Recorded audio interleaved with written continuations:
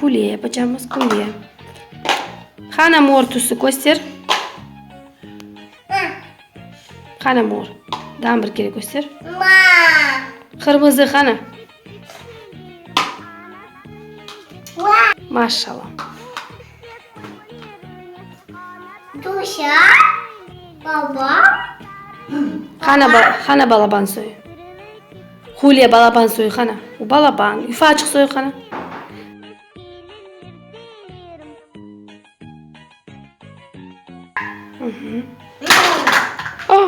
Öyle yaptın. Topla şimdi hepsini. Apak edip topla.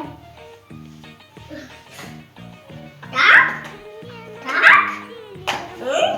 Ay. Ay. Ne oldu parmağına? Baba.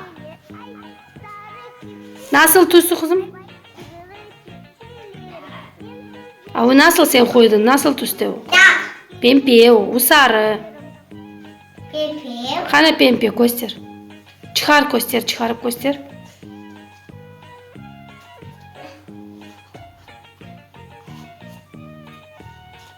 Göster bana.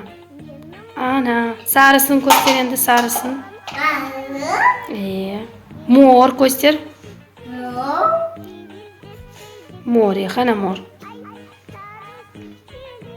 Maşallah. Yeşil hana. Yok kırmızı. Kim? Kırmızı, yeşil. Yeşil. Ben sana gösterdim. Yok pembe. Ana yeşil. Yeşil. Kim? Hana mavi soyunu göster. Lütfen. Ana elinde mavi. Ana mavi. Mavi. Topla. Kaçtırma buruncuğunu. Bu da baba. Pişir. Baba sen düz. Pişir. Nişan. Maşallah. Topla. Şimdi kolye yap kızım. Kolye yap. Kolye. Hı. Cidu. Say şimdi. 1, 2 yapıp say. İyi koy.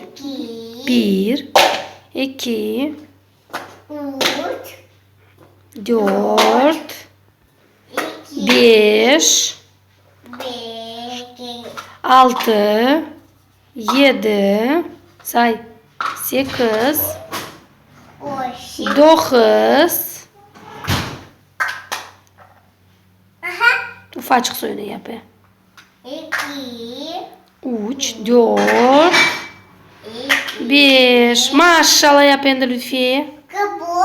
Maşallah yap, sonra bozarsın sonra. Maşallah yap.